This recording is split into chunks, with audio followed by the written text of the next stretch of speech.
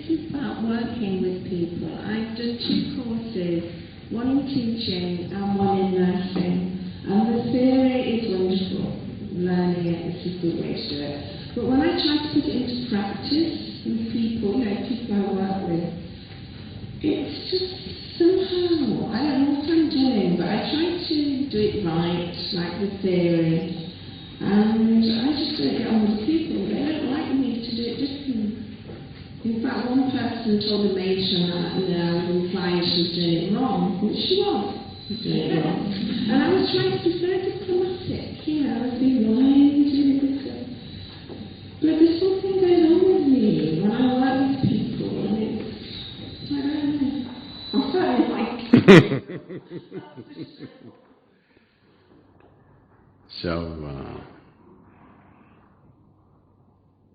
in place of work, whatever the nature of your work, probably most of you spend more time at your work than with your families, isn't it so?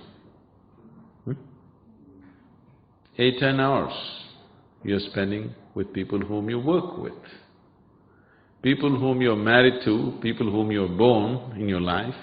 I don't think you're spending 8 hours a day, isn't it so? So, people whom you work with and what kind of relationships you hold with them is extremely important because you spend a larger part of your life with them. And most people think in their mind, they have said this is work, that is life. That means a large part of your life is not life, isn't it? A large part of your life is not life. The best part of your day is spent with people whom you work with, isn't it so? When you're awake and alive, it is spent with people whom you work with. And when you come back in the evening, maybe you're just a half a human being, you're already done, that's when you're with your family. So, why is this not life? Why are we not looking at this also as an important part of life? Why are we just looking at it as a way to earn something, as a means towards something? The moment we look at work as a means towards something else, slowly our mind concludes that this is not something you're supposed to enjoy as such, this is something that is supposed to be done with. You're looking when it's time to leave. So do not divide your life into work and life. It's just life, isn't it? Every waking moment of your life is just life, isn't it so? Is one moment less important or more important than the other? Is one human being who is sitting next to you less or more important than the other? But you have graded them, isn't it? Number 1%, number 2%, number 3%, and that person who is 99 naturally gives you hell. See, when who is sitting in front of you is not so important for you. In a million ways, that person will make your life difficult, please understand, for no reason. You don't have to have any particular reason, they'll find one. People are quite ingenious about these things. When you're looking at somebody, when you're in touch with somebody, if within yourself you do not hold this person as truly important for you, you will see that person will come up with a million problems in your life. It is so. So wherever you are, do not divide your life as work and life. You have chosen to spend a certain amount of time in different areas, according to whatever your needs are. Now once you've decided to be there, it's all life. It's as important as the other, isn't it? Is it so? Is one moment of your life more important than the other moment? It is not, isn't it? So, you throw yourself into it with as much zest and as much involvement and as much inclusion. Now, you will not have these problems. Why is it that people are just getting upset with me? This is something that keeps coming to me a million different ways. This happens at home, this happens at work. For different people it happens at different places, for some people it happens everywhere. Wherever there is no inclusion from your side, there people are trouble. Please see. Don't try to manage them. Don't try to administer them.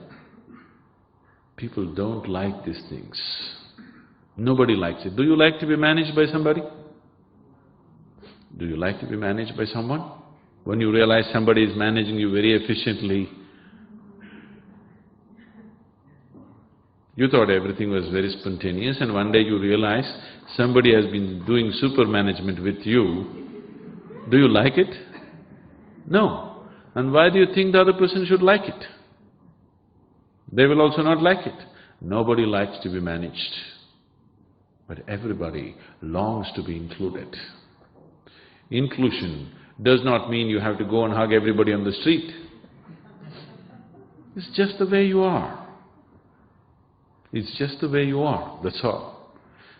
So if your relationships, either at home or work, I don't want to make the distinction, if they have to be good, you don't look at other people. Just see how to make yourself like a flower so that nobody can dislike this.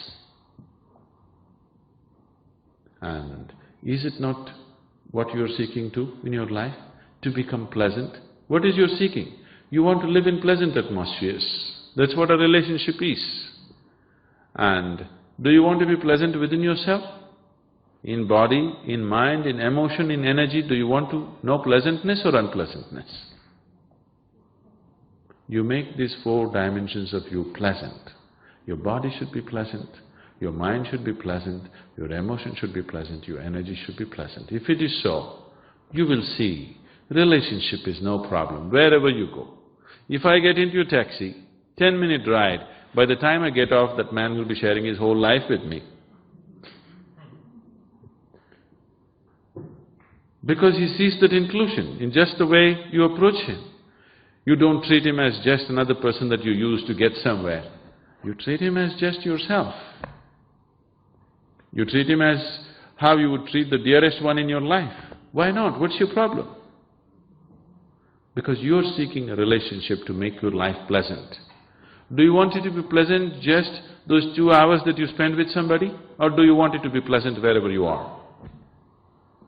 Should your life be pleasant every moment of your life? Or should be just pleasant only when you spend the 2 hours with somebody that you love? How should it be? Should be pleasant always? Then you must spend time in your life only with people whom you love. Now that's not possible, so the best thing is just to do that with everyone. What is the problem? Is there a scarcity? Is there a scarcity, I'm asking? No, then what is the problem? Sadhguru, can I ask a question about one of your discourses, which I watched on television? It's about Shiva. And you said Shiva is self-created, Sadhguru. Can you kindly elaborate on that, please? The word Shiva literally means that which is not. That which is not created. So nobody can create it, because it is not. If it is, maybe somebody created it. It is not, so who can create it? That which is not is self-created, isn't it? That sounds funny, doesn't make any sense. Today, modern science, this is nothingness. Nothing means, probably you would understand it better if you put a hyphen between no and thing. It's a no thing. It is not physical. It's a dimension beyond physical.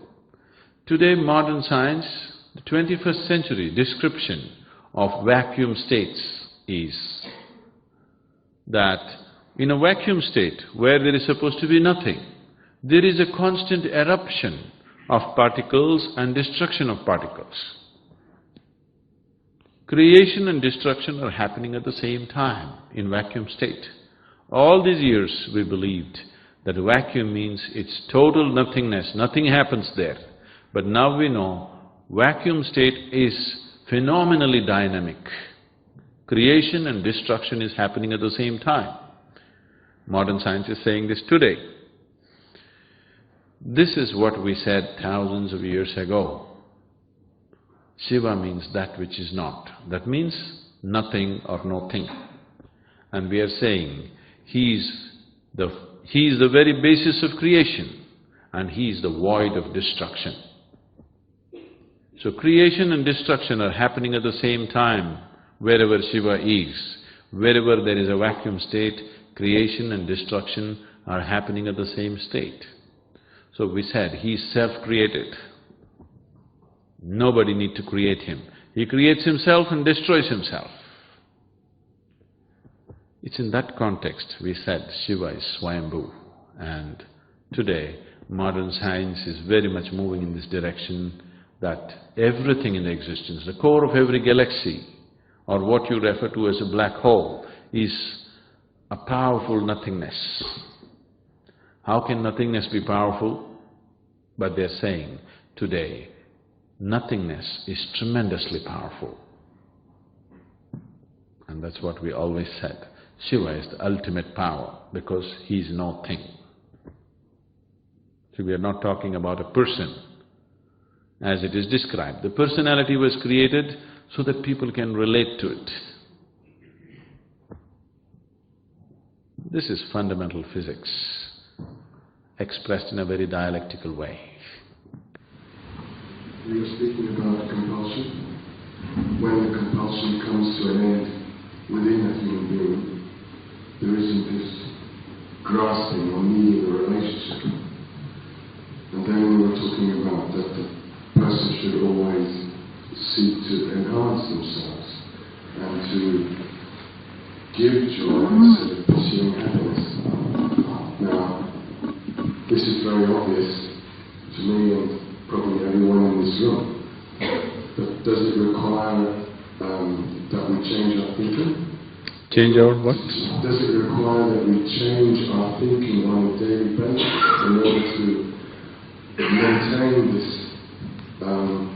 trying to express our joy instead of seeking it? Because I know that, when I go to bed tonight, I'll be thinking of the lecture tonight, but when I get up in the morning, I don't know how much of the lecture I will remember. But I will remember the main essence of what we spoke of. And the thing is, I'm thinking about myself in the next week or 2 weeks. And the thing is, I've read things like this before, but I'm interested in how maybe you made it a reality in your life, how you made that transition from maybe a pursuit of happiness to expressing that joy. What were the kind of things that led you to that way of being or realization? Now,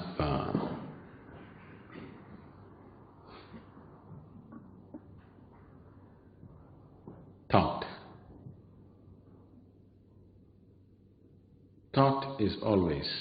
Thought always has to be logical, isn't it? Maybe somebody else thinks your thought has no logic, but as far as you're concerned, you're thinking and speaking logically, isn't it so? Isn't it so? Somebody else thinks you have no logical sense, but as far as you're concerned, you are logical. Because thought can exist only with logic, and logic can happen only if there are two. Logic is a process of dividing everything, isn't it? Isn't it so? If you use logical means to approach anything, the only way it'll try to know anything is to divide it, to dissect it. That's the way logic can know anything. Thought has become very, very important in today's world. Your thought, whatever the nature of your thought, is functioning only from the data that has already been fed into you, isn't it so? Yes? This machine is functioning only from the data that has been fed into you. So it's a limited data. Can you make an effort to become more intelligent than the way you are right now? Can you? Those people who are trying to be really smart, you always experience them as the most idiotic ones. Isn't it so? Those people who are desperately trying to be smart, do they seem smart to you or idiotic to you? They're just making fools of themselves most of the time, isn't it? So you cannot make yourself more intelligent than you are. So can you make yourself more loving than the way you are? You try desperately, and when you try it, people go further and further away from you because you cannot do that either. So can you make yourself physically more capable than the way you are? Yes, with training you can do these things, but right now I'm saying, you cannot, isn't it? So trying to make yourself more than what you are right now is not enhancement, it's a desperation, and it never works. So when I said enhancement, I did not talk about this, and now you said, today, yes, today I will sleep, or you won't sleep because of the lecture. Oh. If it runs too strongly in your head, you won't sleep well, isn't it? You should not listen to my lecture. You must learn to listen to the life within you. Life is always longing to be little more than what you're right now, isn't it so? Is it so? Wherever you are in your life, there is something within you which is longing to be little more than what you're right now. Is that so? Is it seeking enhancement or no? So you have to listen to this one, not to me. If you listen to me, you'll have stories in your head and it won't let you sleep tonight. And as you said, tomorrow morning you'll forget it. Or maybe it'll run for 3 more days and then it'll wear out. But the life within you, non-stop, it is constantly striving to be little more than what you're right now. Is it seeking enhancement? Always, isn't it? If you listen to it, you would naturally enhance. But your problem is, you are not life right now. You are just a bundle of thoughts, emotions and opinions. Most of the time, you are thinking about life, not living life. Isn't it so? Most of the time, you are only thinking about life, not living life. What can you think about life?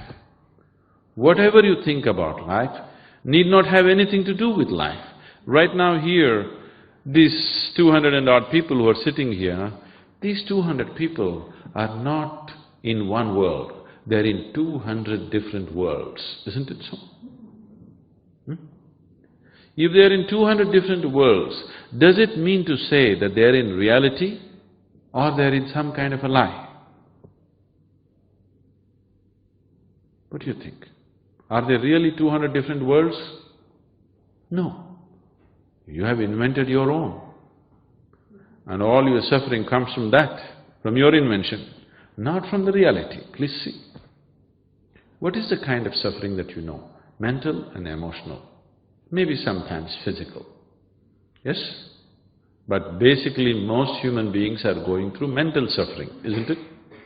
What happens in your mind? Is it your creation? No? No? What is this? I did it? Huh?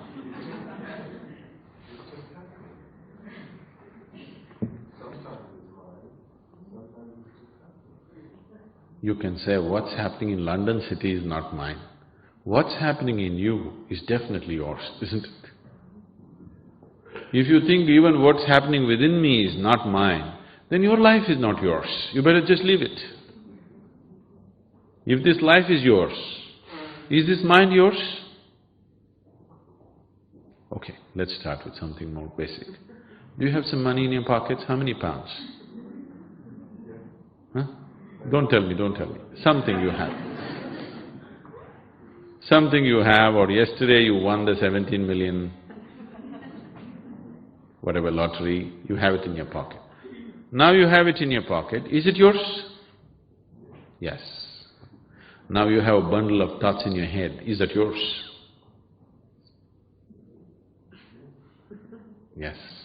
So if these thoughts are becoming unpleasant and causing suffering to you, is that yours? Yes, isn't it? So this is just like saying, if I have money in my pocket, it's mine. If I have credit vouchers, it's not mine. Life doesn't work like that, isn't it?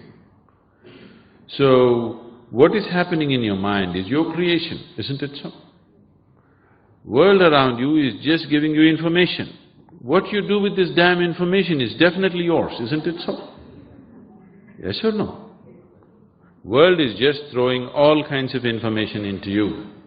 The world is throwing pleasant information into you, unpleasant information into you, everything that's happening is just throwing it into you. What you do with it is definitely yours, isn't it? So when the activity of the mind is yours, the suffering that the mind generates is definitely your making, isn't it so? Would you generate unpleasantness and suffering for yourself if only your mind was taking instructions from you? Would you? No. That means your mind is out of control. If you say if you have an out-of-control mind, you know what it is called? I don't want to call you names. But just understand this, any instrument in our life is useful to us only if it takes instructions from us, isn't it? Right now this microphone, this public address system, very useful to me because it's amplifying whatever I speak. Suppose it starts saying its own things, I better not be here. Yes? And this is what has happened to your mind.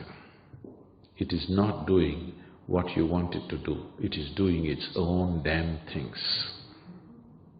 How can you enhance life when the fundamentals of your life are not taking instructions from you?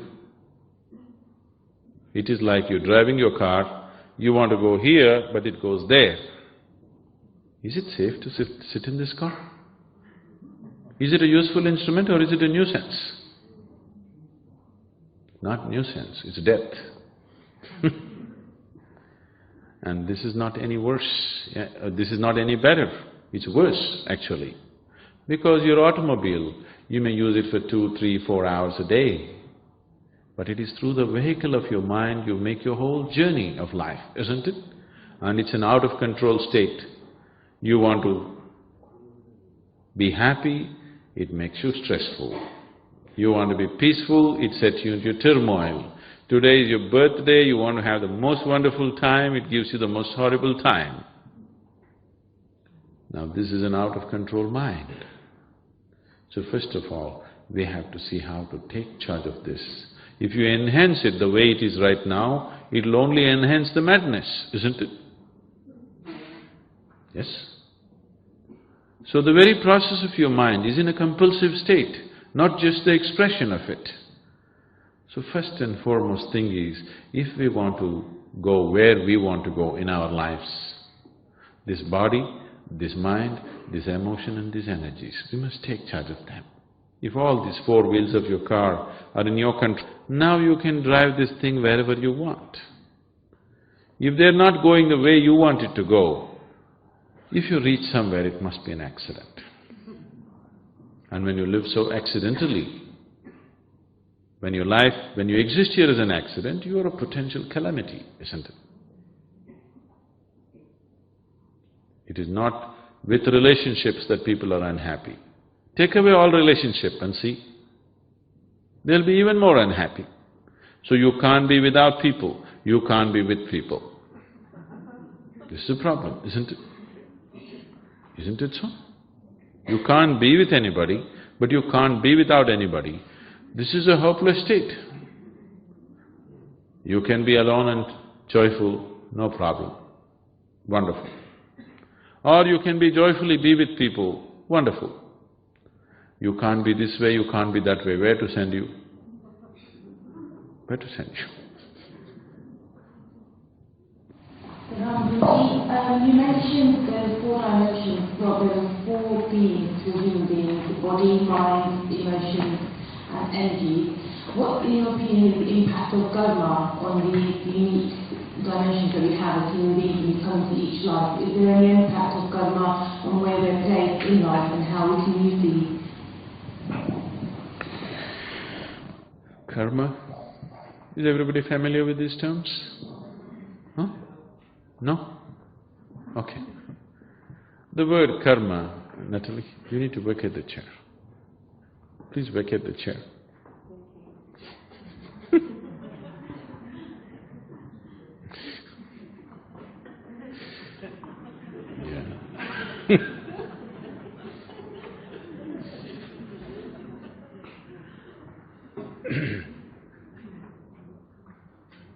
See, bad relationships happen because you don't know what the other person's need is.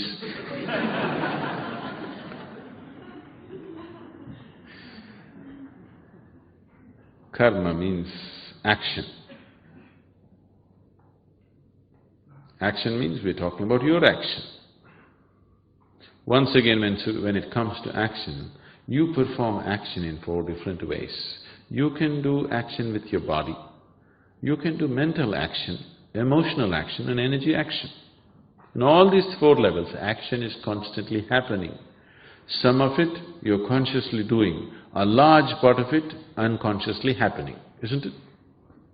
Every action that you perform in these four dimensions, the imprint of this action is always left within you as a residue. So these imprints gather over a period of time and they develop their own tendencies. This is like the software. Unconsciously you write your own software depending upon the type of actions that you perform in your mind, in your emotion, in your body and in your energy. Accordingly you write your software. Whichever kind of software you wrote, now after some time, that is how this whole mechanism functions now. Once you write a certain type of software, now this whole system functions only that way, isn't it? It is not written by some other dimension or force, it is written by you, but because you did most of it unconsciously, you can't believe you did it. You went up a mountain, and as you were walking down, you just dislodged one small pebble. This pebble rolled down and slowly became a huge avalanche and wiped out a whole village. Now you can't believe you did it, isn't it? You can't believe you did it because you just dislodged a single pebble, but it's picked up momentum. So, this is just impression of everything. Whatever you do, either in body, mind, emotion or energy, is recorded in the system. And this becomes the fundamental of what kind of tendencies you develop. Depending upon the volume and the type of karma you have gathered, or the karmic impression that you have, you develop a certain tendency. Based on this tendency, accordingly you will move in certain directions, and you will also attract certain type of life towards you. If you find that you are constantly attracting unpleasant things into your life, for no reason, you're ending up meeting all the wrong people and the wrong situations, if such a thing is happening, the first and foremost thing that you need to do is take a little bit of backward step, sit down, withdraw into a certain amount of meditativeness and see how to redraw this software that has been unconsciously written within yourself. It's most important. You said with people and without people, sometimes you have to experience the same pain. So is that the rigidity of the nature, or is that something personally in some way you're unconscious, which reacting the same situation, you have changed people, ways and things in your life, but still, for the sometimes you are comfortable after changing all the things. but over a period of time, you are getting the same reaction. Now, the question is not about people. You need to understand this. Your ability to hold relationships is not about what type of people are around you. It is just that what type of person is here, which gives you the ability to hold relationships. Who is around you is not the thing. Who you are is the thing. So whether you're with people or without people, it is always best that you spend a little time without people before you impose yourself on other people. Put this one through a little bit of quality control before you impose this one on other people, isn't it? Spend a little time with yourself. Just spend 24 hours by yourself. Don't read, don't switch on your television, don't do anything. Just sit in one place.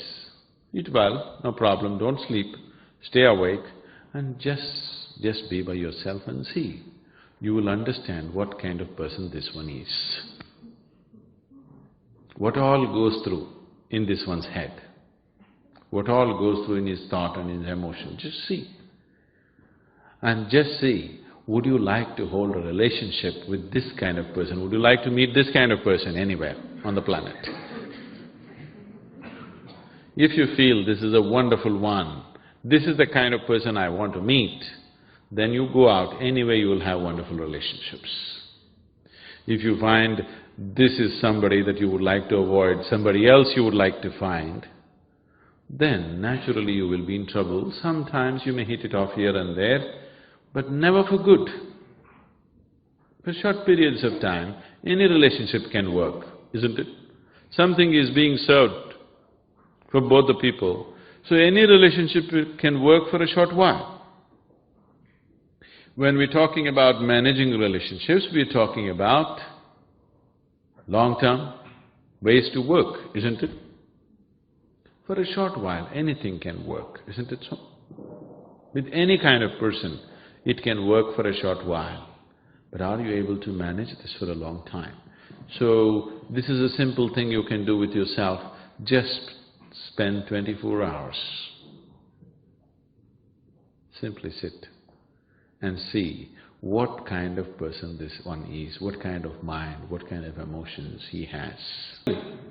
They just don't care a hoot for you, but it's their nature to be pleasant, so they are pleasant. Because they're pleasant, we want them around.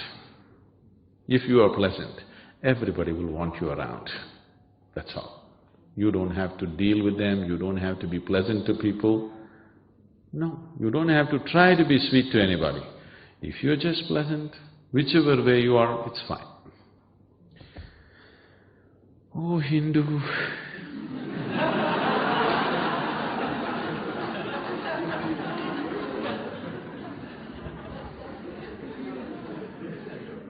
The word Hindu, where does it come from? It comes from the word Sindhu. Sindhu is a river. The civilization that was born on the banks of this river was called Sindhu civilization. When the Persians came, they could not pronounce Sindhu, so they called it Indu. So it became Indu. Over a period of time, I don't know who did it, they made it Hindu. So, Hindu is a geographical identity and to some extent a cultural identity. It is not a religious identity. Hindu was never an ism.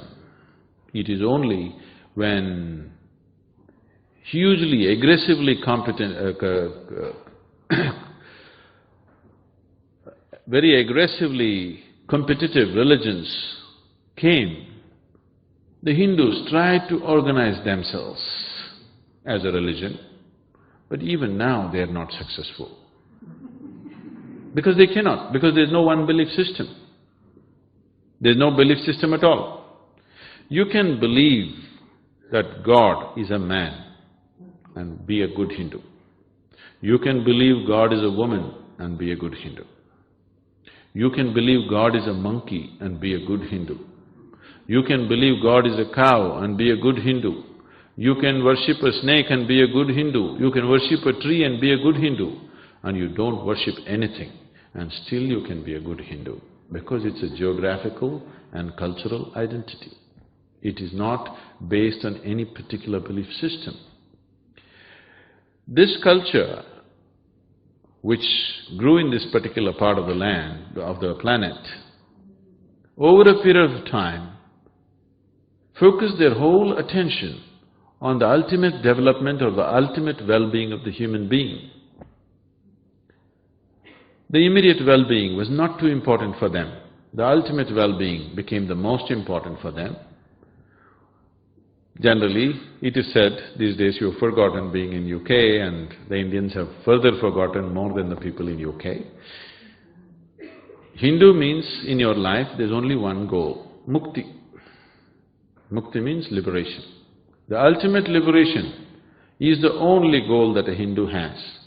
For him, his business, his career, his family are all secondary things, only stepping stones towards his ultimate liberation. Everything is secondary. His relationships are not important for him.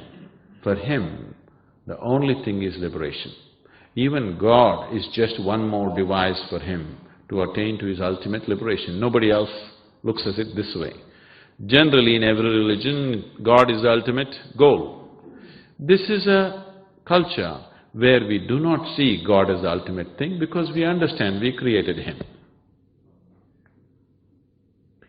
And we can create any number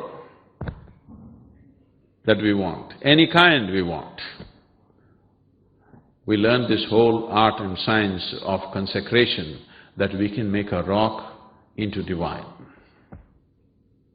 If you eat an apple, or let's use an animal, let's say you ate chicken in the afternoon. In one afternoon, the chicken is becoming a human being, isn't it? According to Darwin's theory of evolution, from a chicken to a human being, we don't know how many million years. But in a single afternoon, you're transforming a chicken into a human being, aren't you, in your body? So this is called as digestion. This process is called digestion, where one thing is transformed into another. Or if you go further backwards, if you take manure, filth, and put it at the root of the plant, maybe in a month's time it becomes a sweet apple. It's just a lump of shit that is hanging there. But so sweet and wonderful, isn't it? It's the same thing, isn't it so? This is called cultivation or agriculture, where you're converting one thing into another. This is called as digestion. Similarly, you can convert a stone into divine. This is called as consecration.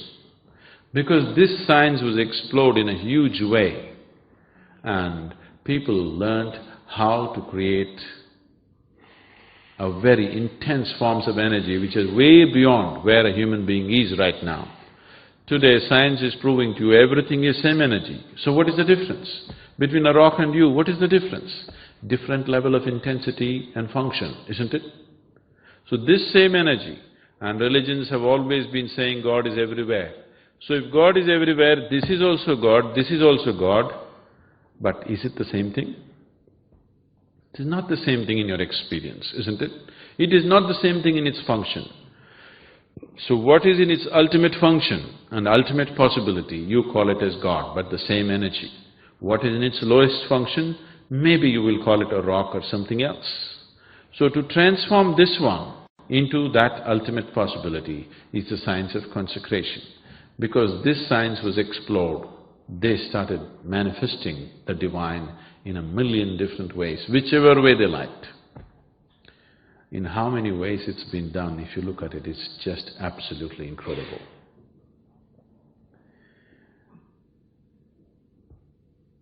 Even people who are living in India have not explored these things, unfortunately, and it's been hugely lost these days.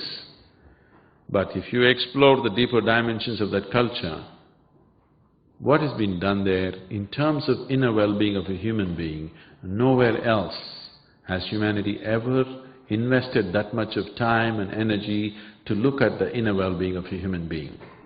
It's absolutely incredible. If you explore the mysticism in India, it is so incredible you won't believe that it has happened on this planet. Because this doesn't come from a belief system, it happens as a science.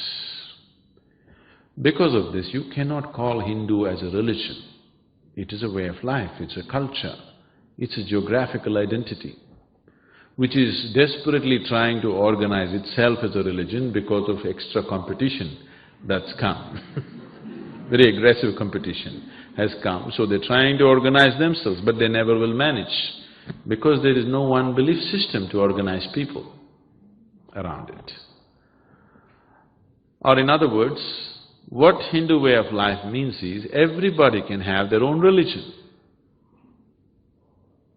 That is, in your family if there are 5 people, 5 of you can have your own religion. You can worship the monkey, another person can worship the snake, another person can worship the cow, another person can worship the tree, whatever he likes, whatever he can relate to.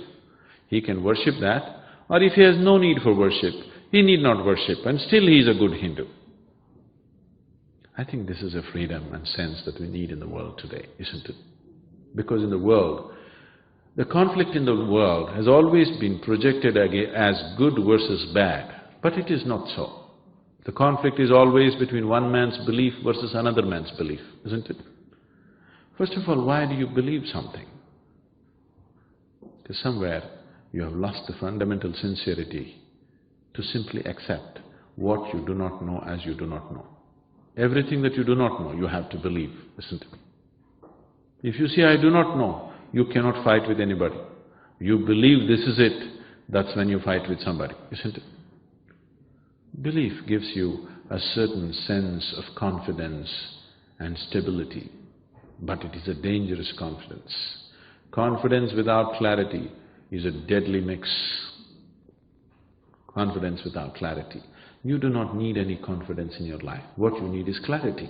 How much clarity you have with life, only to that extent you can handle it, isn't it?